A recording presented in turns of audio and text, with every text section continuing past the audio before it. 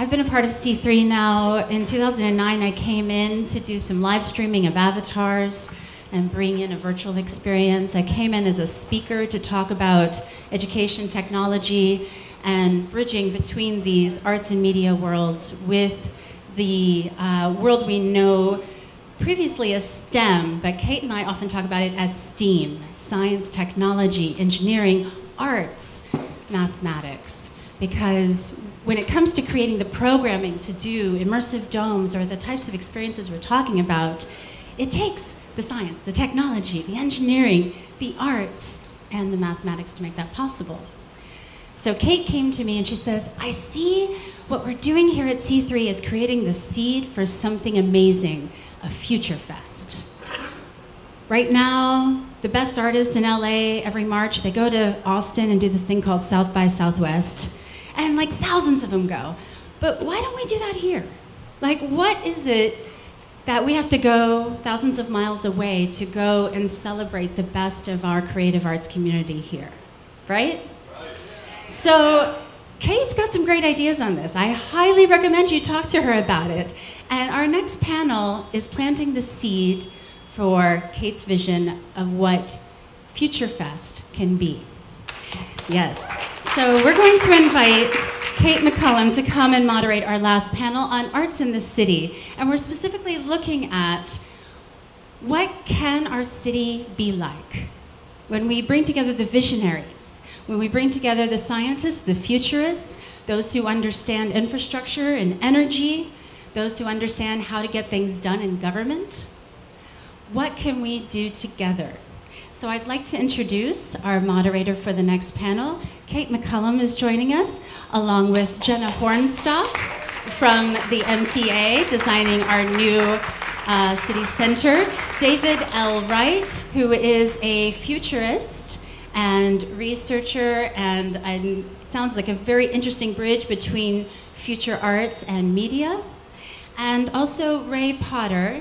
And Ray's work is extraordinary on infrastructure, clean tech, also looking at energy and abundance, and what does it mean to create systems that make sense for our future. So did we get Ray? And there's Jenna. All right. Come on up here. We'll give you this handheld microphone and let you get started. Thank you for joining us. Here's Kate.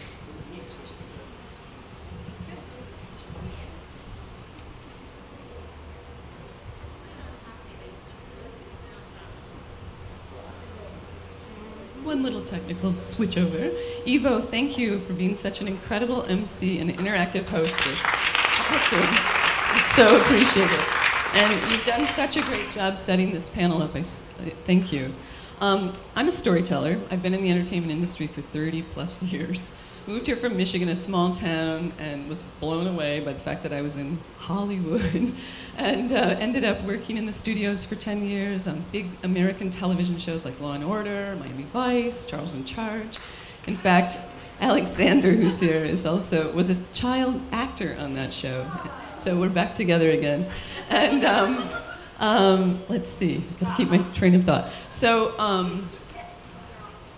I just learned to really understand the city when I worked for LA Opera, because having been in Hollywood, you're almost a little bit detached from that space in a way, and of being in a city.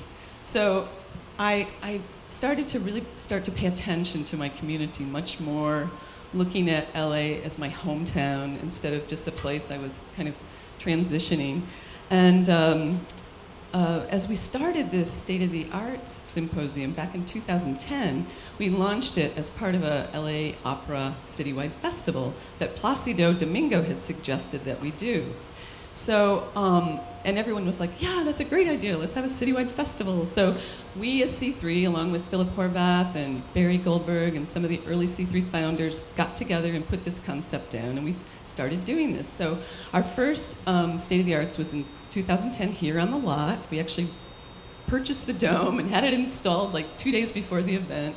The entire floor of the Beaudry building was filled with technology. We had 3D screens, we had immersive tech, we had augmented reality and touch screens and all this really cool trippy technology that falls under the category of new media. So we kind of had the seed for what we've been talking about that year. And then we downstairs in the screening room, which downstairs here is a fantastic screening room that seats about 400 people. So if you're ever in need of a screening room for any of your films, I highly recommend coming here to the studio. So, so our speakers were down there. Upstairs we had technology, we had art on display, and we had a dome show. And that was the seed of this kind of event. So then we moved our offices here at the same time. And every day during the walk from our office to the dome, back and forth, you know, you kind of brainstorm, being creators that we all are. And you brainstorm, and what could you do in this place? This place is so amazing. And they've had concerts here up to 10,000 people, can fit on the lot easily. They have these 17,000 square foot sound stages. So, and a little screening room and conference rooms that you can rent, and the whole place can be transformed. So, just a minute. So this little seed kept kind of going, wow, a FUTUREFEST. What if we did something like the FUTUREFEST? And then when I talked to Janine, and thank you, Janine, for being a partner in today's event. Really appreciate that through EMA. It's been a provocative, wonderful conversation. And we had this vision, yeah, let's do a whole electronic musical festival down on the street, and we can fill it and have all this projection mapping on the buildings, and awesome. So that was seeded, and so, you know, you get a big idea, and then you take it down a few notches, and here we are. And in the meantime, while we were looking at who we could curate for our programming, Ed brought to my attention this amazing article in the calendar section that came out a few months ago. No, maybe a little bit longer than that, but it was like off-the-track fantasy, like, and then it talked about these vision boards that were created for the new metro proposal that's been put through, which Jenna's going to talk to you about. But, and we were like, yeah, wow, yeah, that's kind of the concept. These vision boards help people see what the future of LA could look like, and how, as we as artists, how can we make incredible visuals that can help, you know, give people what possibilities exist, or tell stories that can create more potentially positive stories of a future versus dystopic annihilism, where we all burn up and go to the moon or something. I don't know. So in the meantime, as synchronicity, which is such an incredible element of our lives, happened to have it, David is a member of, who came here from Japan, by the way. He flew here from Japan. So he's a part of the World Future Studies Federation listserv, of which we're both members. And these are like super, super smart people that listserv these things that I can barely decipher, of which he is one of them. And I do my best to keep up. And that's where I met Jerome Glenn, and where we started the Millennium Project, Global Arts and Media Node. So, and our whole kind of motive for that was to really say, how can we as the creative community help get these extraordinary visions and ideas that you guys are putting in scenarios and statistics and data into emotionally expressive, connective experiences. So David posted, like a couple days after I had met with one of his committee members, this thing about F3, a future film festival. So we were like, F3, F2, this is kind of freaky wild, so let's keep talking. And so he came out here to check out what this is about, and maybe we can seed something and make it a global, who knows what. But, and then to Ray Potter and I first met here in the Dome. He spoke at the LA Future Salon. And we said to the LA Future Salon, we'd love to host, you know, a couple of your events, happy to. And so Ray was our first speaker. And he blew me away. I was like, what are you talking about, and what do you do? Can you explain some of this? And he also got very excited about the FUTUREFEST concept and said, yeah, let's keep talking about this. So it's a little seed that we're birthing in this egg here. And Jenna, I would like to have present as a bit of a case study to kind of help us all see, as creatives, what it takes for a city to activate a project like transportation, which is one of our challenges, correct? And how they were also able to have inspiration from these vision boards to open conversation through a community. So without further ado, Jenna Hornstock. Thank you. Yeah.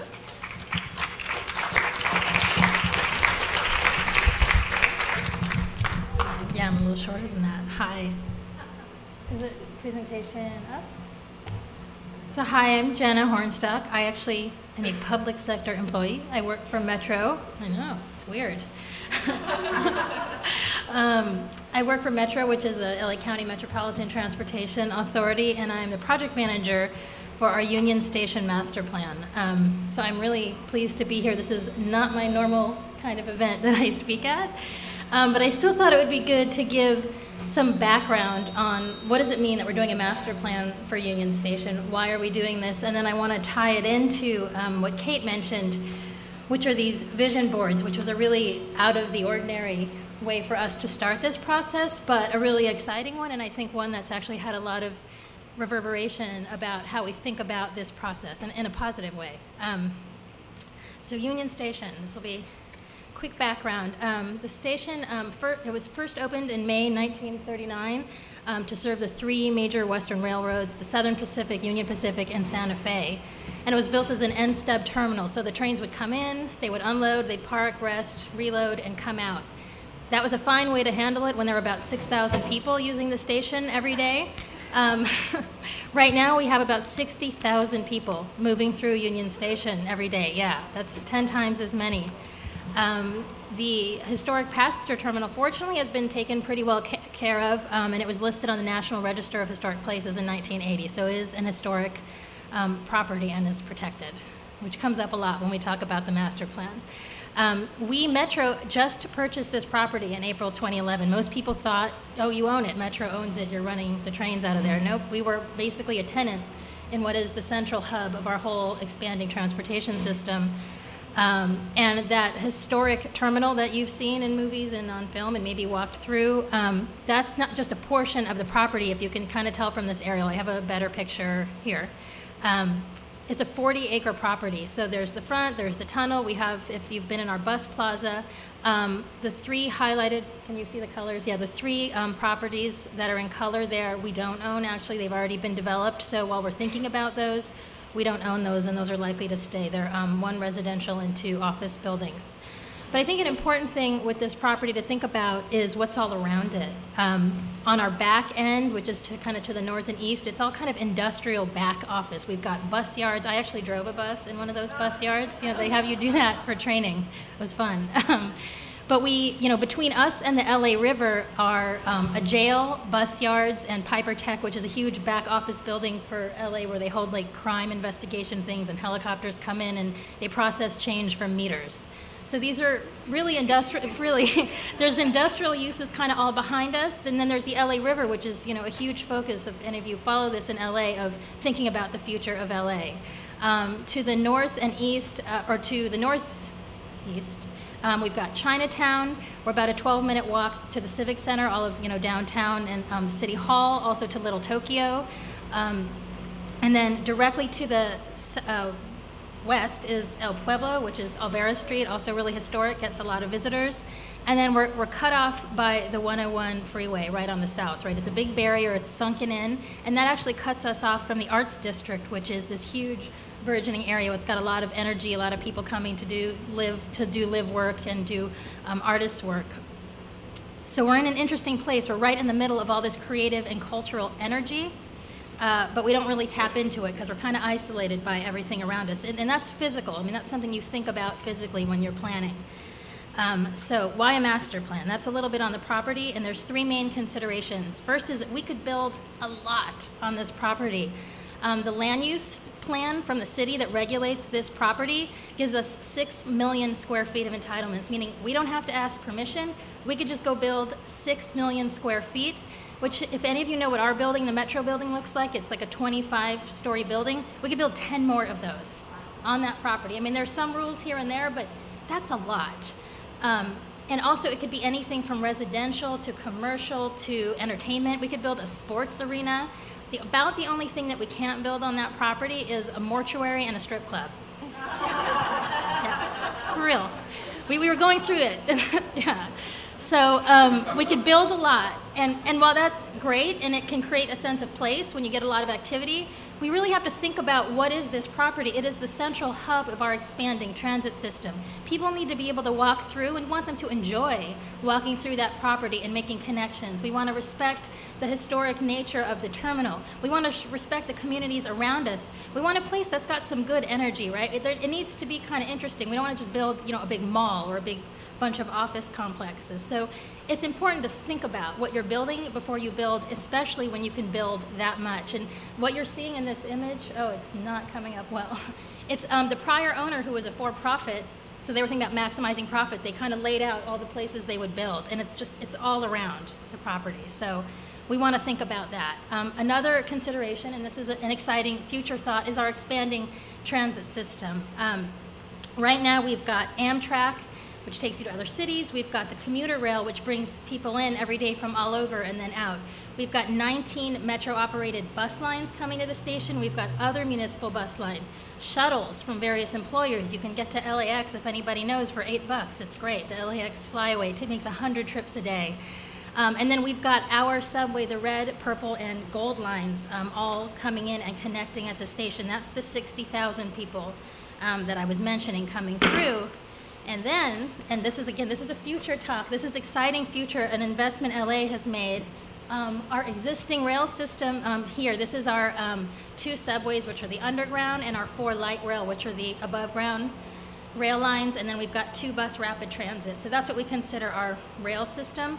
But many of you LA County voters in 2008 passed Measure R. And what Measure R did is it was a half-cent sales tax that will raise up to $40 billion for transportation investments over the next 30 years.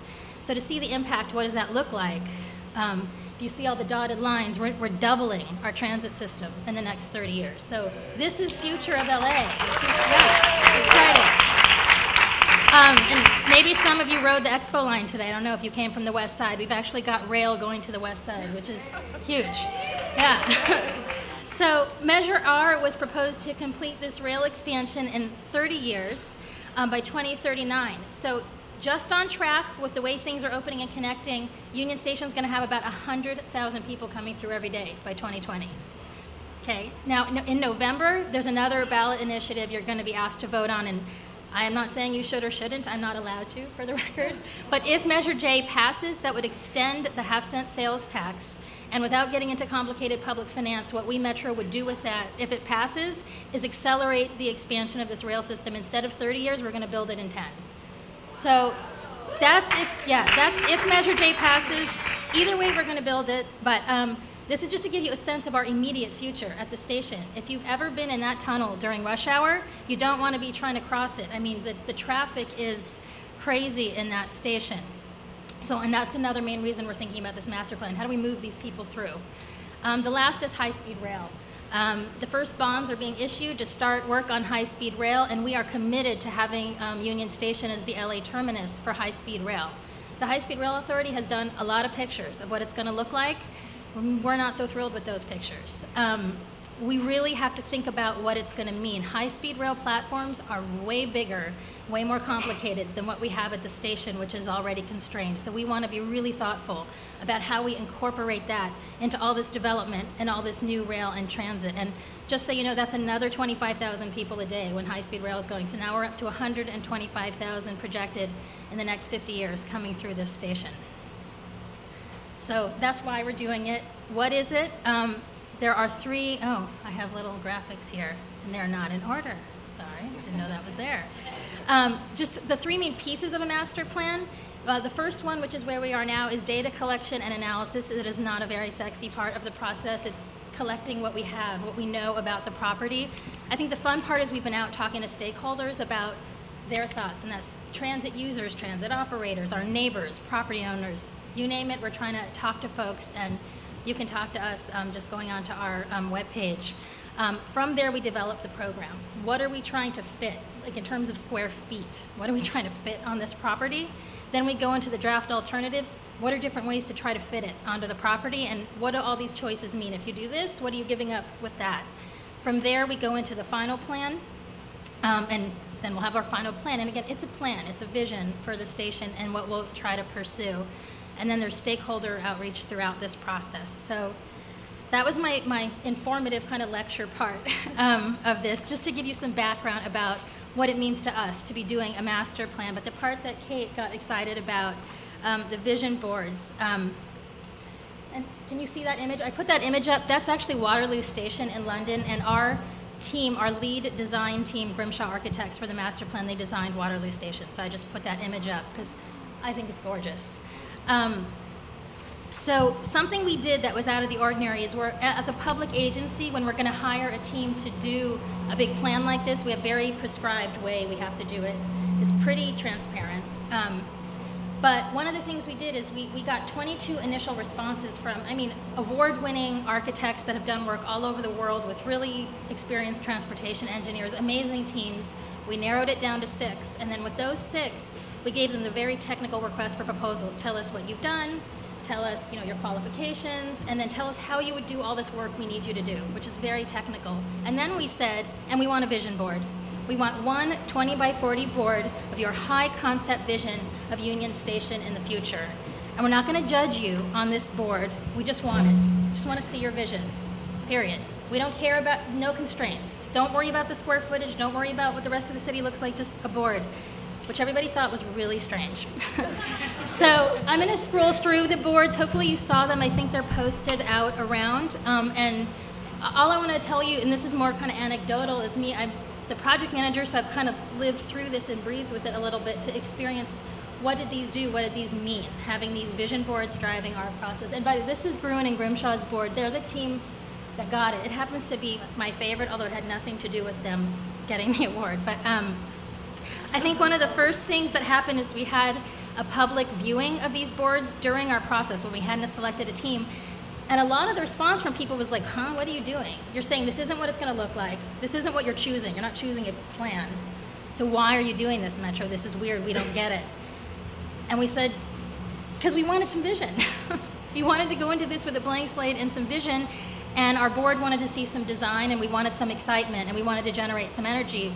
So we were like, okay, that's weird, but they kind of liked it. And I think the design and the graphic design community, we got a lot of really positive response, like you saw in the paper, just like, wow, crazy fantasy vision. How cool is that? And that's what I think that was one main thing we got out of it. I think the other interesting thing, and maybe it's some of you as creative folks that go in for jobs or have worked with teams, when we interviewed the teams, we asked them if they learned, this one you can't see so well, we asked them if they learned anything from this process, and I think the really interesting thing they said, many of them said, was, well, we learned how to work as a team, right? We were bringing people from all over the state, different cities, different countries, with different backgrounds, and we hadn't all particularly worked together before. And in this process, we learned how we work together as a team. And on our end, what we realized is that showed. When we were interviewing these teams, and the team that got the job got it in the interview. They didn't get it in the written proposal. Their chemistry was palpable. I mean, we could feel how they worked as a team, and we really think that going through this creative process together is what helped them get the job. So I think on that front, kind of the power of this creative process was really, had an impact on who got selected to do this visioning. And I think the last thing that I learned from this and that we see going forward is even though we're in this beginning stage that I call the not sexy stage, it's like get me CAD drawings of this and measure the infrastructure capacity. I mean, it's really technical stuff. There's still this vision. There's this general feeling of like we're thinking big. And when we're talking about the property, we're talking about it as a whole new place to think about the future of LA. And I just feel like we set the stage with that by doing these vision boards first. So that's kind of my little case study on maybe art and creativity. And from there, I just wanted to, that's my number in my email if you've got questions. That's what you do at the public. When you're public sector, you got to make sure everybody knows how to find you. But I just want to open it up to everybody else, and thank you for letting me talk about this great project.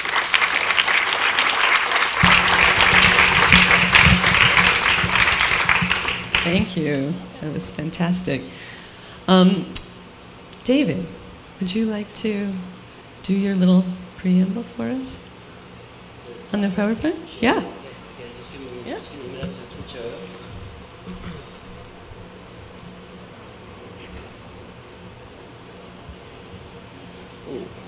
Wait. Fabulous. Yeah, be sure to take a look at the vision boards because they're out in the North Beaudry on display, and they're so inspiring.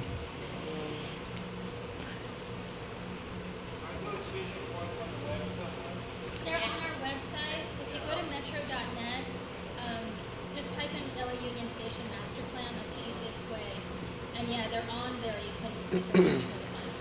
They're pretty good images too. I think you can Jahna.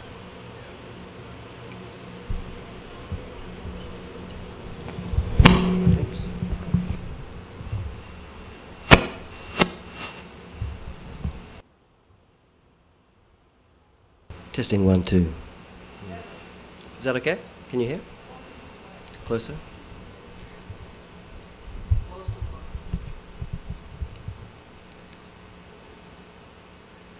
Okay. Good. All right.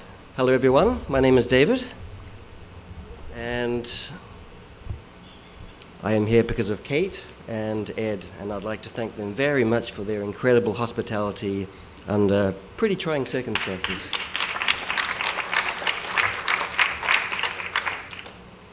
So let me just continue very briefly about who I am. And as you can tell by my very strange accent that I'm not an American. I'm a New Zealander first, Australian, and I've been based in Japan. And, well, actually I've been all around Japan, Osaka, Tokyo, and now I live in a city called Sapporo. So I've been in Japan like 17 years now. I have a PhD in what's called Future Studies, and the university I graduated from is called QUT, which is the Queensland University of Technology in Brisbane, Australia. And my major there was Future Studies. You can see my affiliations there. I'm going to skip through all that stuff.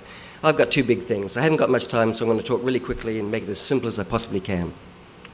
Okay, in April this year, I decided to get out of academia. I was an associate professor, and I wanted to put my two big loves in life, one is future and one is media, put them together and come up with all kinds of cool projects. And one of those projects I'm going to talk about today, so let me get on to that. That's my university in Australia. It's called QUT. This is the creative industries, 5,000 students, and this is based in Brisbane, and it's one of the, it's probably the first creative industries faculty in the whole world in actual fact, so it's become something like a model for developing creative industries and creative cities research.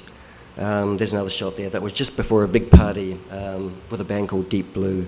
This is my first university in Japan. I was there for 8 years, just this time round. This is called the Future University, and there I was doing future studies along with media production, and I did some communication theory, chaos theory, and N complexity. This is an example of a little film that we made. Actually, it was like a series of films using students as the production team, and it was about the past, the present, and the future of chaos. And in the photograph on the bottom left there, this is a Professor Ueda, who is one of my colleagues. He is now acknowledged to be the first person to come up with, well, to experience and to record and document a chaos phenomena. 1969, I think it was, November 29. So moving on, this is another project, and this is called Future Zine. Basically, it's like a second life. It was like a virtual world. And if you can see from here, we made it about Hokkaido, the island of Hokkaido in Japan.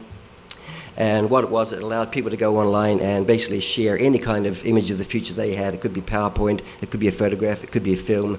Other people could come online, they get manipulated. Basically, it was like a co-collaboration platform. We called that in the futures business futuring, so we called it the Co-Creative Futuring Lab. This was my last university, Sapporo City University. Did basically the same kind of stuff for 2 years, and then I moved on. And look, let me get to the second point, which is media and futures. And I think the media stuff is pretty much covered today. A lot of really good media stuff happening here today. So let me go straight to the futures.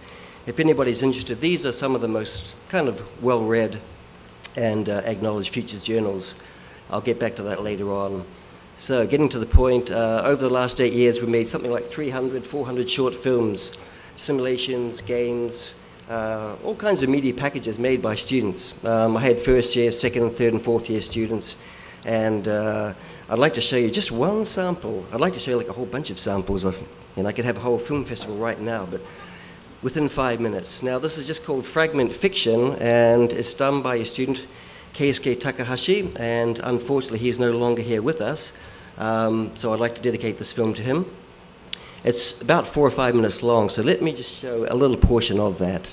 How are we doing for time, okay? All right, if I can find the play button. Where's the play? Ah, there it is there. Good. Fragment Fiction by Keisuke Takahashi. And I'm just going to jump. Do we have any sound? Do we have sound? No.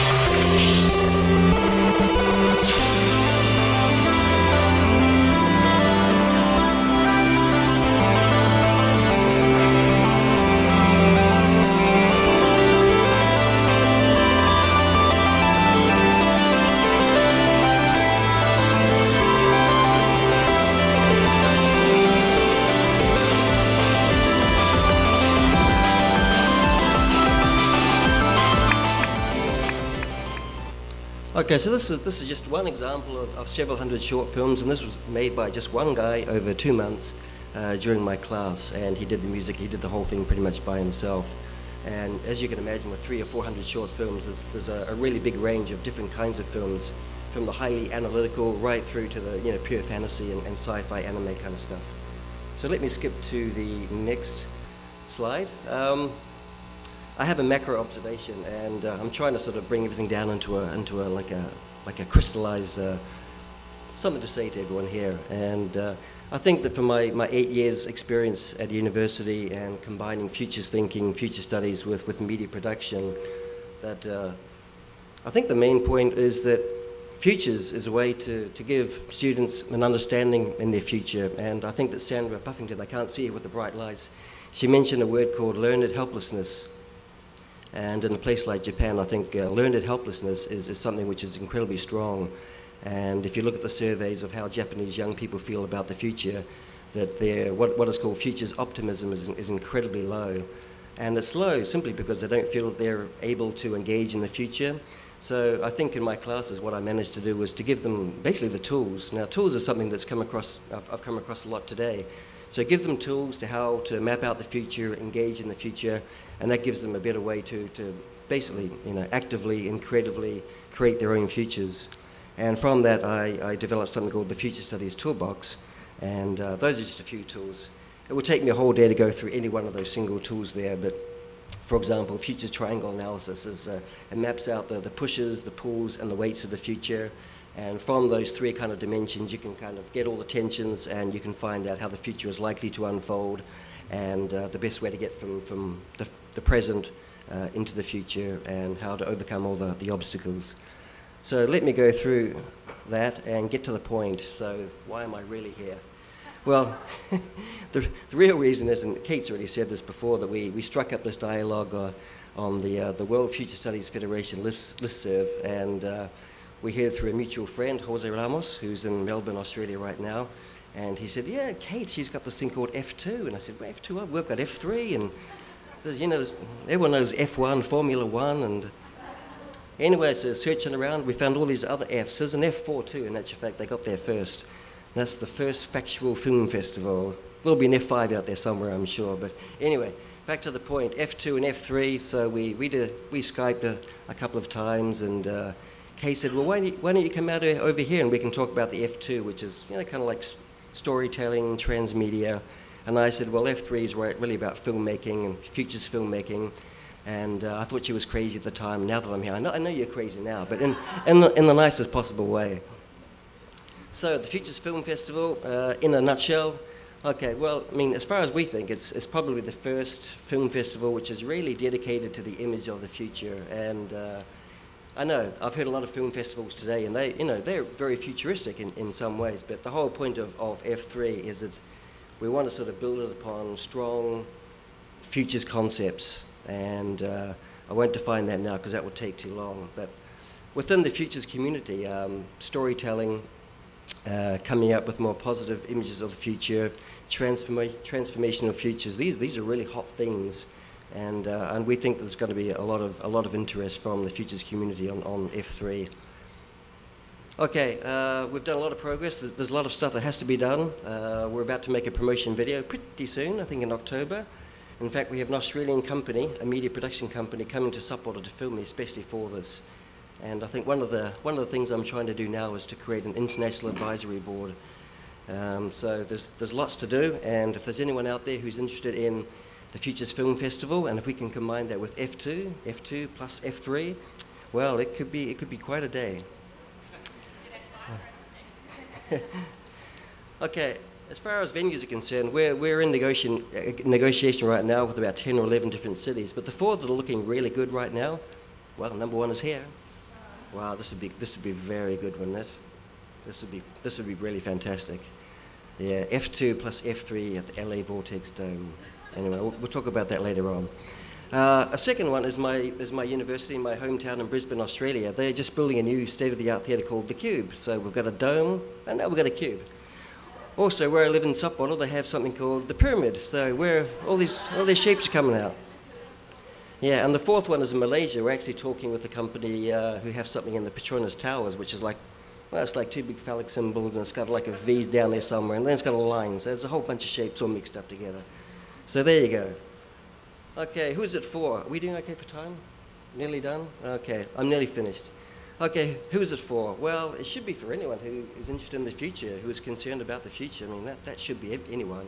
But of course, people want to see, you know, a more systematic breakdown. So we're looking at futurists right through to inventors, experienced designers, entrepreneurs, innovators, creative minorities, pretty much anyone. Okay, the futures line up. We've got like 14, 15 different kinds of categories right now, and I think the ones which are interesting are the ones in yellow. Retro futures. How do people back in the 50s, 60s, 70s look at the future? Number 3 is the futurementary. That's, I made that word up. It's basically a documentary about the future. Number 12, F3 Junior. Keep it open for kids. Number 14 is Indigenous Futures. And then number 14, 14? Yeah. Just thought of this yesterday. Dome specific content. Yeah. Stuff about the future, which actually fits into this dome right here. So that would really set it apart from other film festivals in a really kind of a specific way. Okay, now I just want to show you a very quick sample of the kind of films that we have in mind. And of course, you know, you've seen there's a broad spectrum. This one is from Japan, and we've been in contact with these directors, and it's 2 young women who are both called in Japan. I know this is probably not a good word to use here, but they call them half. And I've got 2 kids, and they're both called half. They get teased at school for being half, you know. But it's a film which is being made right now, and it's looking at the way Japanese culture is undergoing some pretty big cultural transformations as a result of mixed marriages, and not just marriage, just children who are born from parents who are Japanese and non-Japanese. So let me just show you a brief. This is actually the trailer to that.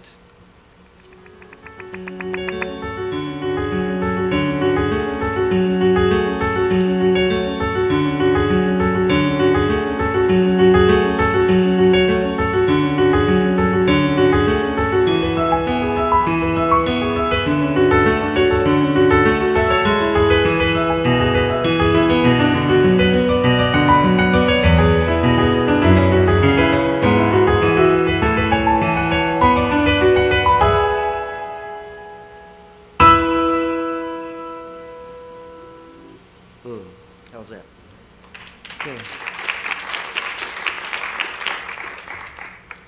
Okay, I'm just about to wrap up, but one of the special things about F3, and we talked about this a little bit, is that we have some collaborative events in mind, and all of the locations we've been talking to have their own ideas, of course, and number 1 is F2 meets F3, so that would be like a film festival plus transmedia, and that would include basically everyone here and lots of other people who today couldn't come. That was a big mistake. They should have been here. F3 team, some very interesting people, including Kate. We couldn't get all the photographs on, and if you'd like to keep in touch, I'm sure you can find me, and I'll be in LA till Tuesday next week, and thank you for listening, and this has been a great day. Thank you very much.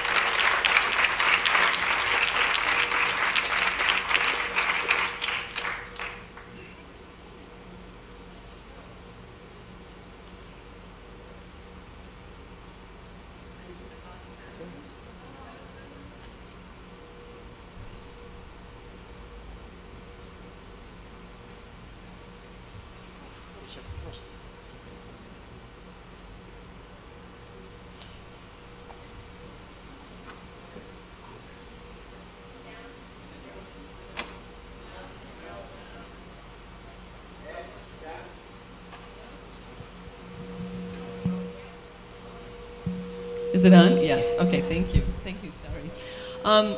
Okay. So this is what I find really interesting. I think that in our times now, it is so essential that we start to collaborate, and that we collaborate with interdisciplinary kind of experience amongst other types of groups that we may not normally be associated with, scientists making movies, with filmmakers, with doctors and city planners. And if you look at a whole city and a whole city system, which we kind of set the stage for in this idea, and this concept of the vision boards, and then we have David representing another part of the world in this global culture, but with this commonality of the future.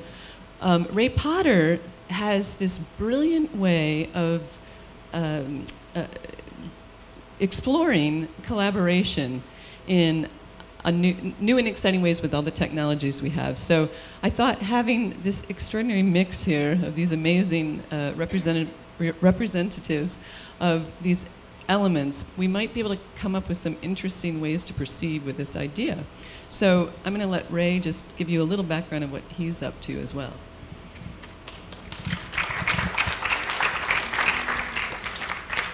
First of all, I'm honored and grateful to be amongst so many creative visionaries, Ed, Kate, and many of you that spoke here.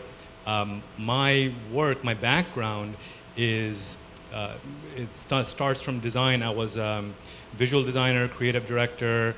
I worked on user experiences, and I became a user experience / system architect for a lot of products online.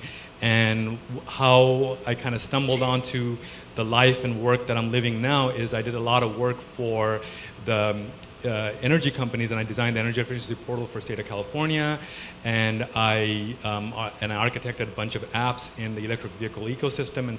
And what I discovered out of that process was we are promoting technologies or promoting strategies that it seemed like these guys were just ice salesmen in the refrigerator age, and it didn't really make sense to me. So I started asking questions. Why do we think with the ideas that we think with, and if we started to think with different ideas, what would happen? So my work is primarily lots of visual UX, but I'm not showing you anything today for a very specific reason, because I think I'm sitting amongst visionaries, and we human beings are amazing at being able to project an image of a future that doesn't exist yet. So for example, you know, we used to, let's say, we used to drink water with our hands. Somebody looked at clay and imagined a cup or a container out of that, and then the collection of these ideas form what is known as our culture. And once we start forming enough of a collection of ideas that become our culture, then we stop thinking about it, and then we go on autopilot. And that's what we see a lot of what's happening today, is that things are on autopilot and we just assume certain realities to be so. But if we just start rethinking the ideas that we think with, so for example, you know, the other night we were having a conversation with David, who is from Japan. Well, right now in Japan, it's around 7:30-ish in the morning. Well, if we still thought the earth was flat, I could not explain that. Because we think now with a round planet, we can explain the concept of international time. So there's many things like that, and one of the main things today is how we frame scarcity. And we talk about scarcity of energy, scarcity of food, scarcity of water. We heard about that you know, with the film in Afghanistan, but I'll just give you a simple example. This bottle of water takes about almost 8 of these bottles of water to produce. Takes about 25% of this is based on dirty energy that has to be extracted to create this. And 441 gallons of this is required to produce a pound of beef. About 9 billion gallons of water is poisoned every day, fracking. So there's many ways where I think we have a distribution problem because of the ideas we're thinking with, and I apply that in my work. And what we're doing is we're creating, we're open sourcing advanced engineering and permaculture technologies. We're putting that out there in the web, and we're starting to rethink how we can use the power of the web and power of networks and power of people, how we really relate to one another to live the life that we want to live. We have the resources, we have the capacity, we can start to rethink the way we relate to each other. And what I really loved about what Jenna has presented is that this is a co-creative vision. This is the image of the future that has been brought forth by people that were not directly affiliated with the city or had a, you know, it was not part of a plan of a specific future, but it's made the future open. And that's what I find fascinating, and I think together we can create amazing things, and you know, I'm honored and grateful to be part of this conversation.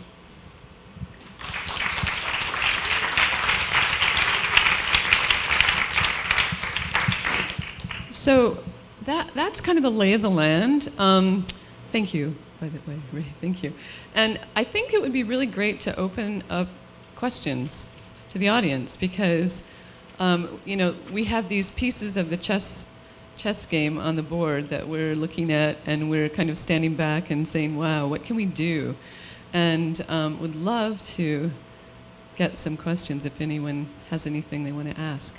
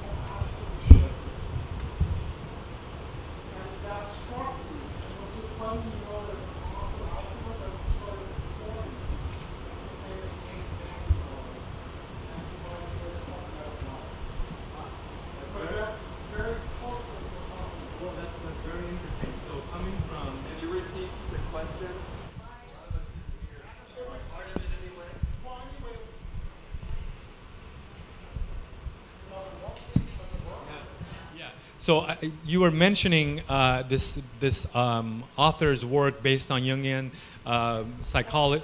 No? His work isn't based. It comes out of actually. Anyway, it's called Metapletics, and it's James. Okay, so James Berg has this idea of metaplatics, which I guess talks about systems evolving, and before we know it, we've already kind of shifted into another paradigm.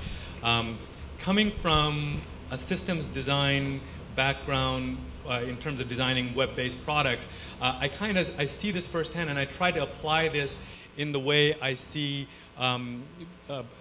resource structures and economic structures come into being. And in classic systems theory, we go from imitation, inertia, sub-optimization, game changing, and paradigm shift. And what that means is when we see an image projected of something that looks like that's the thing to copy. So for example, what's happening in developing nations like China and India, they're copying this high mass consumption, mass production culture because that looks like that's a good thing to copy. Now, once you start getting the hang of how that stuff works, you get inertia. So it's like, you know, if I keep on doing this, I'm going to reach that state that these other people have reached in the West, and I just continue to do this mass production and consumption, and it's going to get me there. So I develop kind of inertia towards it. And then what happens is something strange. It's sub-optimization. Basically, if X is good, more of X is better. And that may not necessarily be true. And just by doing that, just by playing the game, it changes the game itself. So for example, what's happened now is we've created constructs, for example, like Facebook, which is designed to sell you more ads. But what happens is the old paradigm of selling you more images or click-throughs or page views is not really doing its intended function. People are starting to share, and people are starting to share opinion, and more that you share freely, the more that you gain back, and the game, just playing the game itself is changing the game, and when you have a critical mass of that, you have a full shift. And we're seeing that in society all across, and I'm seeing that in what people are doing in terms of currency. Somebody mentioned Burning Man earlier, this whole idea of gift-based currencies or being able to share your resources for the common good. These kinds of things are already evolving. We're already doing it. We're just not fully aware of the causality of how things are connected to one another, but we are already doing it when we do things like airline miles, when we do things like when we gift apps and so on and so forth. So it's already happening, and in my work I try to put that very specifically towards specific outcomes of how open IP innovators can come together, how people can use their resources to get maximum benefit for their communities. And there's a lot of good that's already happening, especially in LA, with communities like The Hub and Third Place, and what nonprofit that I started with my friend Sasha is doing for Better, for renewable energy permaculture technologies that we're basically open sourcing, and we're seeing all kinds of interesting things come out of that. So it's already happening. So thank you for that point. Okay, was there another question? I'm gonna. Can I just oh, go ahead, sorry. I just wanted to interject one point off that, because what was interesting to me is something that Jen and I talked about over coffee, was why it was so unique to have these vision boards. And if you don't mind, I'd just like her to comment on that a bit, because I thought that was very interesting. You might have to remind me specifically, but I actually, as you were talking, what I was thinking about, and I mean, I live more in the nuts and bolts of it, but where I see that same idea of shifting and how important it is, if you can maybe catch some of the shifting, is I've been doing community development and redevelopment work for 12 years now in various places in the city. I'm relatively new to Metro. But the problem in Los Angeles is there's a shifting desire, and I think it's a good thing for people to live in more dense areas, to use transit, to not rely on our car. And people are willing to live in a different kind of community. But LA, our zoning code, and a lot of the people with money, and therefore some of the power, or giving money to politicians, there's a focus on kind of the single family, spread, sprawled out. And there's a big clash that goes on when you're trying to forward plan and think about development in our communities. And people go and they fight projects, and they fight developments, they fight the kind of change that will make our cities a better place to live, without acknowledging that there's this shift happening, right? Everybody who's living downtown, or living in Hollywood, or living in the arts district, and there's a clash, and it's really hard for the city doing its planning work and doing the basic work it needs to do to catch up because of the politics involved. So it's this separation of seeing kind of the shift in a culture and a willingness to live another way. And just again, in talking to David the other night about, he's in Japan, it's like our transit system's like preschool, kindergarten compared to other countries, right? They've got full transit, it's not a big deal. And yet for us, it's a huge deal that we're building out our transit system. So, as we just look at our neighborhoods and we see those shifts happening, there is a huge disconnect between how you get those better, livable, sustainable communities actually built, like through the approval process, and the desires of a shifting culture. So that's separate, I think, when we were talking about. But so the vision boards play into that. And then I told her I had a huge fear of putting out the vision boards. Actually, it plays right into that. I was terrified as the project manager, as the person who gets a lot of phone calls, because I understood what these vision boards are. Well, and as someone I care deeply about the process, and I want to go forward with an exciting process. My fear was that putting wild vision out was going to cause a reaction from people. Like, you're going to build that. You're going to tear this down. You're saying you're going to do all these things, and we're not ready, and we didn't have a say. And I was scared because I wanted a chance to do this the right way and an exciting way, and I was afraid putting the vision out was going to stop that because of people's fears about what they expect and what our current culture is. But in fact, I think the interesting part I was saying is that's not actually what happened. It actually opened it up. So it kind of gave me some hope, too, about vision. Thank you. Fantastic. The question? Thank you, Jenna. Yeah, real quickly, thank you guys for what you're talking about. It's really fascinating. My question kind of ties into what you were just addressing and what you said before, Ray. It seems like we live in a super reactive society as a whole, and visionaries tend to be individuals who see something way off in the future and hold on to it. And as a society, we kind of, and what you're talking, we react, and we see the depletion and scarcity, and we think, how do we hold on to what we have, and no vision of how to create more? My question is there a way, or have you guys thought about, one, how the kinds of stuff you're talking about, whether it's vision boards or future studies, could actually be integrated in, I work with a public high school, integrated into a high school level how you could start integrating that into young people's minds before they're already at the point where we're at. And the second side is to integrate it more into mainstream media. Not, you know, like it's a lot of people here, that's what we're involved in our professional lives as well. To have it be something, I mean, there's a lot of like flash forward type shows, you know, end of the world type shows. But I mean, in a positive way, as something that people start clasping onto instead of it being, like you said, something we don't really know how we get there. So that's sort of a long question, but thank you. Thank you. That's an incredible question, and that's exactly what we at C3 are trying to also encourage and do. And David, you can probably speak to that from an educator's perspective well. Yeah, I've got sort of three ideas. One idea is that, and this is from Australia, not Japan so much, that in the state that I lived in is a state called Queensland, and it's a very hot state. It's a bit like California in a way. And about 20 years ago, there was a gentleman called Professor Sohail Inayatullah, who is one of the world's leading futurists. Anyway, he came to Queensland, and he has created something of a boom of future studies in the state of Queensland. And that is now reflected in a lot of local councils. And a big trend now in local councils is to include something called a community visioning section or officer. And I've got 2 or 3 friends, one on the Gold Coast, one on the Sunshine Coast, do exactly this. So their job over an extended period of time, and these projects are long projects, 3 to 10 years, is to basically facilitate futures thinking, futures projects with community, with businesses, with schools, and try and get as many people involved as possible. And that's why I thought that Jenna's project was especially interesting. And also there's vision boards too, because I know that in one project, it's called the Maroochydore Shire Council 2020 project or something like that, that he would go out to schools and give them cameras, and that high school students, for example, would be given a certain task, like what's going to happen to water, what's going to happen to transportation, what's going to happen to tourism in those local areas. So they would go out, these task forces would go out and interview people, bring this all back. The whole community visioning exercise was filmed. I've got the DVD, I might even have it here in my suitcase somewhere.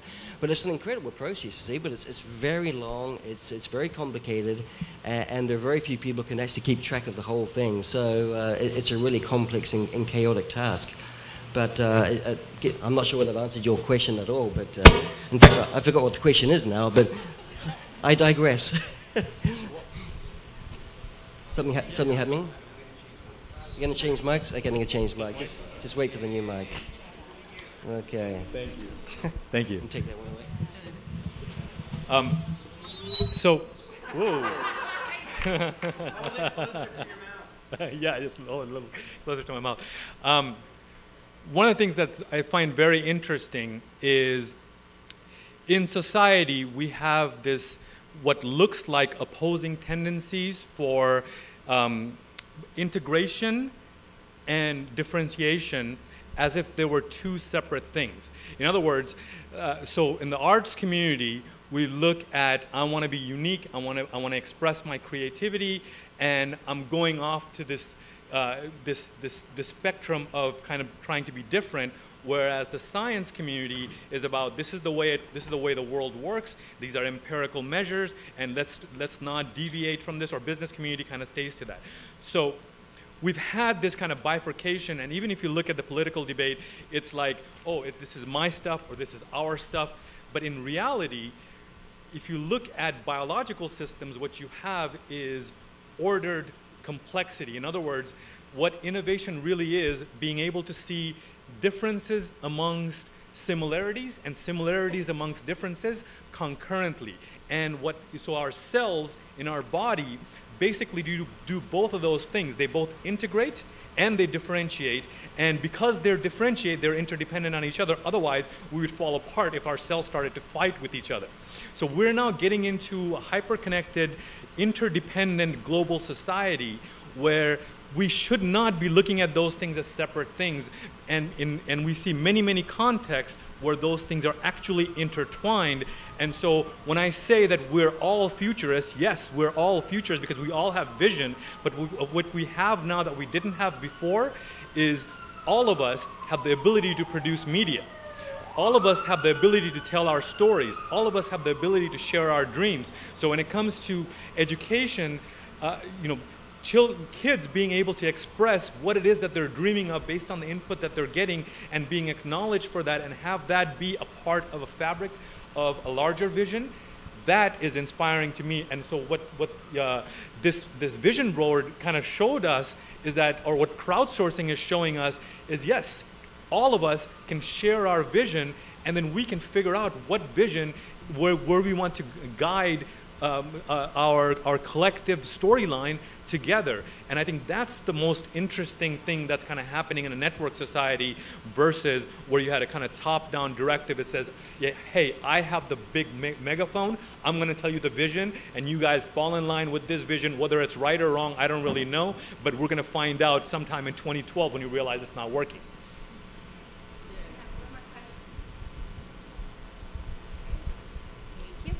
So we have time for one more question, speaking of framing participation, and we'll pass it right here. Yes, I hope I can live up to all of that, because I think you answered half of my question. First of all, your brains are brilliant. I love hearing you speak. And one of the things that I was going to touch upon is just disruptive technology and the role of the sharing that you're speaking about, and the way that the internet can help us and facilitate the use of sharing the various things that we have. You know, we share air, we recycle water, it recycles through our oceans. And when you look at things like Relay Ride, which is an app that people can actually rent your neighbor's car, I'd like to understand how, we're talking about the role of media, we're talking about future vision, questing, we're talking about education and buy-in from large populations and getting those people to sign up for this metro rail. So how can we use an app when we have a really cluttered space and we're all making this media, and all of a sudden there's just this barrage of ADD and like 20 different social media spaces and nobody knows where to look? How do we congregate? How do we create a cohesive message within this and get that kind of buy-in without it being some totalitarian dictatorship? Who wants to answer that? Do we have an answer in the house? I think. Yeah, I think that is the eternal question that we're facing right now. And unless anyone has something they want to say, I think we should carry that question into the reception. And we have a couple more experiences to have before we end. And I just want to thank you all for being here on this panel and sharing your brilliance, and for traveling from Japan and from Mount Washington and downtown, and bringing the metro boards, vision boards, and thank you very much. And we'll keep the conversation going. Thank you, Kate. And all of our city visionaries, thank you for joining us. We have one final beautiful presentation before we close, and this will be my last time up here, so I just want to thank you all for being a part of this, for sticking it out in the heat, for giving your attention and your care and your questions to these amazing presenters.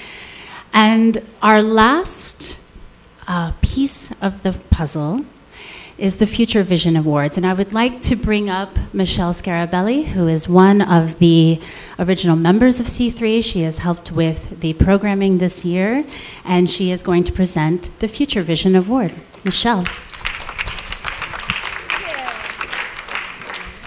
Thank you, Eva. So, the Future Vision Award honors those artists and media makers who use technology, media, and storytelling towards creating a vision for a better future. And this year, we are celebrating a collaborative effort that was generated right here last year in our Future Think Tank. So please, those involved with Mythic Challenges, Brian Dyer, and Jill Gurr, and Evelyn Suberg from the Cleveland High School Media Lab. And Pamela Smith, unfortunately, wasn't able to be here. She is working, apparently. So thank you so much. And it's an honor to present this to you. Thank you. Really.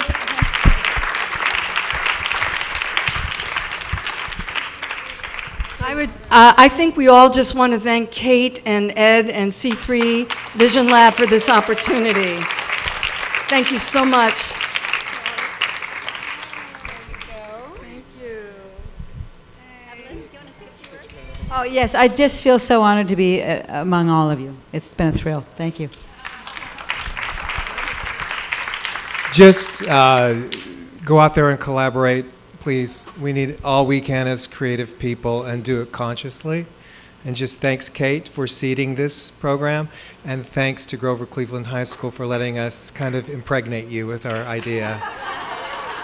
So thanks all very much.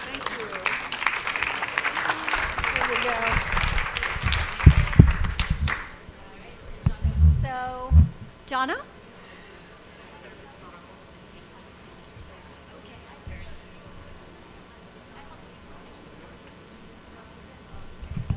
I really am the last one up here. Hi, I'm Jahna Perricone. I'm an artist and a proud board member of C3, founded by Kate McCallum. Thank you so much. You know, C3 gives us artists a place to manifest all of our artistry in a way that serves the world. So please join me. Join me with your time, with your ideas, with your donations. And thank you for being a part of the solution. And as part of the solution, would you mind to bring your bottles outside when you go so we can have it clean and ready for our show tonight? Enjoy us at the reception. Thank you so very much.